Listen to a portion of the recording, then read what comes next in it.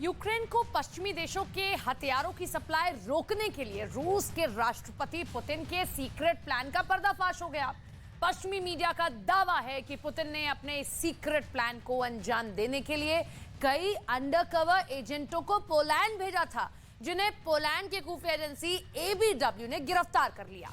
पश्चिमी मीडिया ने दावा किया कि पुतिन पोलैंड को यूक्रेन से जोड़ने वाली रेलवे लाइन को धमाके से उड़ाने की फिराक में है।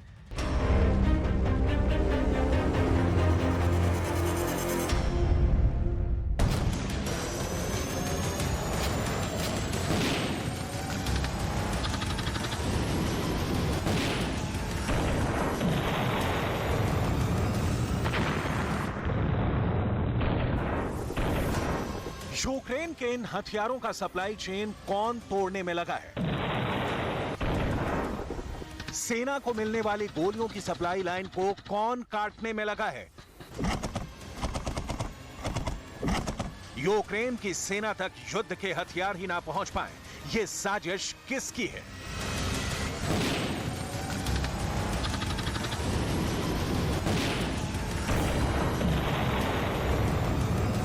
यूक्रेन की तोपों को गोले न मिल पाए, इस षड्यंत्र का पर्दाफाश हो गया है। यूक्रेन को पश्चिमी देशों के हथियारों की सप्लाई रोकने के लिए रूस के राष्ट्रपति पुतिन के सीक्रेट प्लान का पर्दाफाश हो गया है। जिस रेल लाइन से होकर अमेरिका के राष्ट्रपति जो बाइडेन कीव पहुंचे थे, उस लाइन को उड़ाने की कोशिश हो रही है। पोलैंड के एबीडब्ल्यू के खुफिया अधिकारियों ने बहुत बड़ा दावा किया है। पोलैंड के हवाई अड्डों की गुपचुप जासूसी हो रही है। पोलैंड से कीव जाने वाली रेल लाइनों को कोई बुरी नजर से देख रहा है। पोलैंड के हवाई अड्डों पर कहां-कहां से यूक्रेन के लिए हथियारों की डिलीवरी हो रही है, इसे खुफिया कैमरों में रिकॉर्ड किया जा रहा है। दावा यह है कि जिस रेल लाइन के जरिए हथियार पोलैंड से यूक्रेन पहुंच रहे थे, उस ट्रैक पर हिडन कैमरे मिले हैं। छिपे कैमरों से पोलैंड से यूक्रेन आने वाले हथियारों की सप्लाई लाइन को रिकॉर्ड किया जा रहा था। पोलैंड की खुफिया टीम ने एक जासूस नेटवर्क को पकड़ लिया है, जिसके बारे में कहा जा रहा है कि वो पोलैंड की ट्रेन लाइनों के खिलाफ तोड़फोड़ की योजना बना रहा था। दावा तो यहां तक है कि इस जासूस नेटवर्क की मदद रूस और बेलारूस कर रहे थे।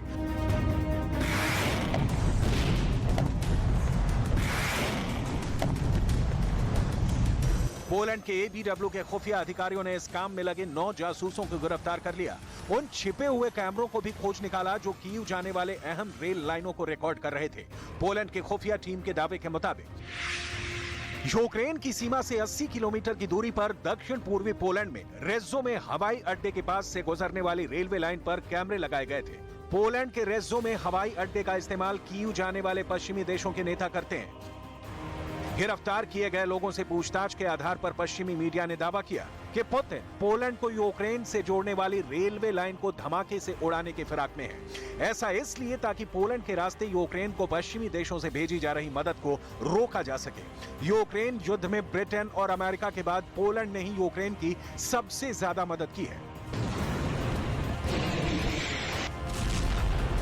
पोलैंड पश्चिमी देशों और यूक्रेन के बीच काफी अहम कड़ी है। पोलैंड की सीमा यूक्रेन से लगी हुई है। ऐसे में पश्चिमी देशों से यूक्रेन को मिलने वाली मिलिट्री मदद का रास्ता पोलैंड से ही होकर जाता है। यूक्रेन से पोलैंड की 535 किलोमीटर लंबी सीमा लगती है। पोलैंड के जरिए नाटो के हथियार धड़ल्ले से यूक्रेन पहुंच रहे हैं। हथियार चाहे अमेरिका से यूक्रेन आने हो या फिर ब्रिटेन से यूक्रेन को हथियारों की डिलीवरी मिलने वाली हो, हथियार पहले अमेरिका से पोलैंड पहुंचता है, वैसे ही ब्रिटेन से भी पोलैंड पहुंचता है और फिर पोलैंड से सड़क के रास्ते यूक्रेन। यही वजह है कि रूस की ओर से पोलैंड को लगातार हमले की धमकी मिल रही है और पोलैंड इसके लिए खुद को तैयार भी कर रहा है। अमेरिका से 250 एब्रम्स टैंक्स का करार उसी तैयारी का हिस्सा माना जा रहा है। यूक्रेन पर रूस के हमले के बाद पोलैंड का यह बहुत बड़ा फैसला माना जा रहा है।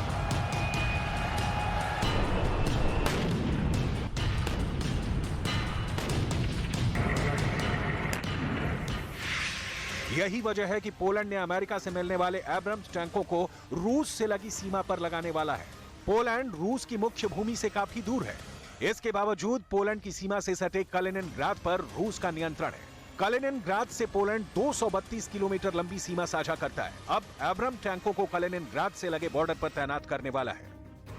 पोलैंड की 418 किलोमीटर लंबी सीमा रूस के सहयोगी बेलारूस से भी लगती है। पोलैंड को आशंका है कि युद्ध की स्थिति में रूस बेलारूस के रास्ते भी पोलैंड पर हमला कर सकता है। ऐसे में एब्रम टैंकों को बेलारूस बॉर्डर पर भी तैनात कर सकता है। पोलैंड को आशंका है कि रूस के राष्ट्रपति व्लादिमीर पुतिन पोलैंड पर अटैक कर सकते हैं। यही वजह है कि पोलैंड ने रूस की सेना के आक्रमण की सूरत में करारा जवाब देने के लिए अमेरिका से दुनिया के सबसे घातक टैंक कहे जाने वाले एब्रम खरीदकर अपनी सीमाओं पर तैनात कर रहा है। पोलैंड के रक्षा मंत्री के साथ साथ उप प्रधानमंत्री की जिम्मेदारी भी संभाल रहे हैं। मारियुस ब्लाज़ाक का बयान भी बहुत बड़ा संकेत दे रहा है। हम पोलैंड के सशस्त्र बलों को मजबूत कर रहे हैं। हम पोलैंड की फौलादी सेना को मजबूत कर रहे हैं ताकि वो आक्रमणकारियों से मुकाबला करने के लिए अपनी शक्ति बढ़ा सकें। पोलैंड और अमेरिका के बीच सहयोग पूरे क्षेत्र की सुरक्षा को मजबूत कर रहा है, खास तौर पर नाटो के अंतर्गत आने वाले देशों की। पोलैंड के पड़ोस में मौजूद कलिनिनग्राद बाल्टिक सागर से लगा है। रूस की नौसेना के बाल्टिक सागर बेड़े का मुख्यालय भी कलिनिनग्राद में है। कलिनिनग्राद 223 किलोमीटर के इलाके में फैला है, लेकिन ऐसा माना जाता है कि कलिनिनग्राद पर पुतिन के हथियार लगे हुए हैं। यूक्रेन पर हमला करने के बाद रूस ने कलिनिनग्राद में ही परमाणु हमले का अभ्यास किया था। रूस की कई परमाणु हमला करने में सक्षम पनडुब्बियां इस बेस पर तैनात रहती हैं। ऐसे में अगर पोलैंड से रूस का युद्ध हुआ तो पोलैंड को आशंका है कि रूस इस बेस से परमाणु हमला तक कर सकता है। पुतिन की धमकियों की बढ़ती आशंकाओं के बीच पोलैंड ने अपने देश में अमेरिका के परमाणु हथियार लगाने का सुझाव दिया।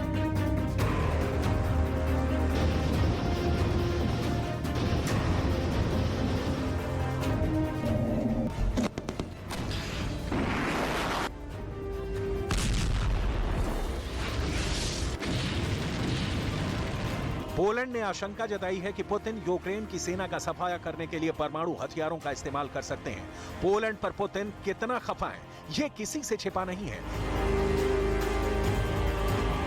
अगर परमाणु जंग छिड़ गई तो रूस की न्यूक्लियर मिसाइलों के पोलैंड की राजधानी वार्सा तक पहुंचने में सिर्फ 3 मिनट का वक्त लगेगा।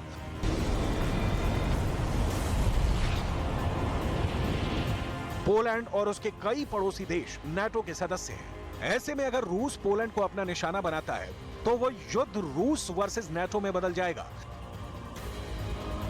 यूक्रेन को मिलने वाली मिलिट्री मदद का रास्ता पोलैंड से ही होकर जाता है। यही वजह है कि रूस की ओर से पोलैंड को लगातार हमले की धमकी मिल रही है। पोलैंड रूस से मुकाबले के लिए खुद को तैयार भी कर रहा है।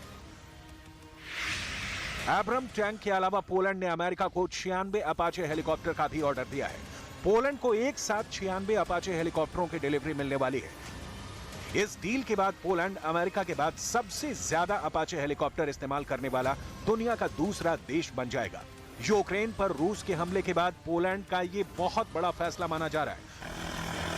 पुतिन की सेना अगर पोलैंड की सीमा में दाखिल होने की कोशिश करेगी तो उनका मुकाबला अब तक के सबसे घातक हथियारों से होगा, लेकिन पोलैंड पर हमले का मतलब होगा नाटो पर हमला। ऐसे में अगर रूस पोलैंड से युद्ध छेड़ेगा तो उसके विश्व युद्ध में बदलने में देर नहीं लगेगी और रूस के खिलाफ पूरे नाटो देशों की सेना एक साथ हमले करेगी और फिर ये दुनिया के लिए तबाही का दिन होगा।